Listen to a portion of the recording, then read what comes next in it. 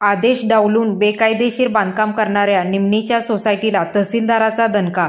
तासगावचे dashing तहसीलदार Atul Patole action मोडवर. बेकायदेशीर बांधकाम थांबवण्याचे तातडीने आदेश. सोसायटीच्या चेअरमन व सचिवांनी लेखी नोटीस घेण्यास नकार दिल्याने बांधकामावरच चिटकवली नोटीस. बेकायदेशीर बांधकाम बंद पडण्याची तिसरी वेळ. सांगली जिल्हा मध्यवर्ती सहकारी बँकेचे माजी अध्यक्ष जगन्नाथ मस्के संस्थापक असलेल्या व राष्ट्रवादी शरदचंद्रजी पवार गटाचे सांगली जिल्हा सदस्य नवनाथ मस्के चेअरमन असलेल्या निमणी येथील जय हनुमान विकास सोसायटीने गोडाऊन बांधकामासाठी आवश्यक असणाऱ्या परवानग्या न घेता बेकायदेशीर बांधकाम सुरू केले होते. मूळ बाळासाहेब पाटील यांच्या मालकीची जमीन संस्थेला विक्री करण्याबाबत उपविभागीय अधिकारी मिरज विभाग यांनी 6/4/2011 रोजी परवानगीचा आदेश दिला होता. या आदेशात सदरची जमीन बिनशेती करूनच बांधकामासाठी उपयोगी करण्याची अट होती. अटीचा भंग झाल्यास सदरची जमीन शासनात जमा करण्यात येईल असे स्पष्ट आदेश दिले होते. तरी देखील संस्थेने सदर जागेवर बेकायदेशीर बांधकाम सुरू केले होते. तहसीलदार तासगाव यांनी दिनांक 15/11/2021 रोजी आवश्यक त्या परवानग्या घेऊनच बांधकाम करण्याबाबत तसेच स्थगित स्थितीत कोणतेही बेकायदेशीर बांधकाम न करण्याबाबत संस्थेला आदेश केला होता. संस्थेने सदरची जागा नेहरूनगर गावठाण हद्दीपासून 500 मीटरच्या आत आहे असे भासवून महसूल अधिनियम 42 अन्वये वाणिज्य भिन्न शेती अशी 7/12 उतारावर नोंद करून घेतली होती. परंतु महाराष्ट्र प्रादेशिक व नगर रचना अधिनियम 1966 चे नियमानुसार सक्षम अधिकाऱ्याकडून रेखांकन मंजूर करून घेतलेले नाही. या जागेसंदर्भात चतुसीमाचा वाद अद्याप कायम आहे. याच गटातील प्रकाश पाणी पुरवठा संस्थेचे अर्धवट बांधकाम गेल्या 2 वर्षापासून रखडले असून या संदर्भात उच्च न्यायालयात याचिका प्रलंबित आहे. लगतच्या शेतकऱ्याच्या हद्दीपासून नियमाप्रमाणे जागा सोडलेली नाही. या संदर्भात लगतचे शेतकरी रावसाहेब रामचंद्र पाटील यांनी तक्रार दाखल केली होती. संस्थेने काही काळानंतर पुन्हा बांधकाम सुरू केले होते.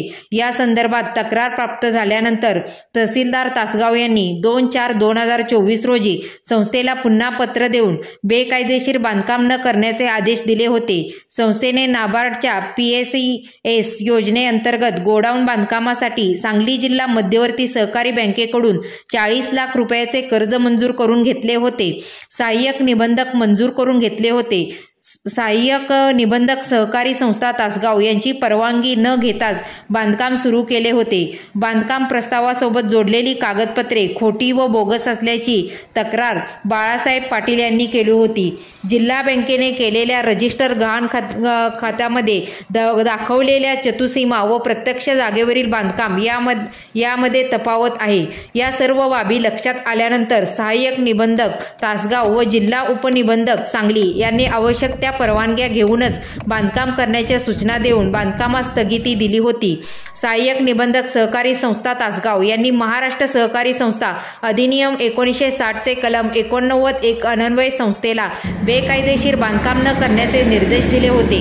तहसीलदार तासगाव व सहाय्यक निबंधक सहकारी संस्था तासगाव यांनी स्पष्ट आदेश देऊनही संस्थेने त्याचे आदेश डावलून मागील आठवड्यात पुन्हा बांधकाम सुरू केले होते. संस्थेचे संस्थापक जगन्नाथ मस्के हे त्या ठिकाणी पूर्ण वेळ ठाण मांडून होते. तहसीलदार तासगाव यांच्या सूचनेनुसार येळावीच्या मंडल अधिकारी सोनाली गावडे पाटोळे व निमणीचे ग्राम महसूल अधिकारी राजाराम कारंडे यांनी बेकायदेशीर बांधकाम थांबवण्याबाबत तोंडी सूचना केली होती. परंतु त्यास न जुमानता अरेरावीने बांधकाम सुरूच ठेवण्यात आले होते.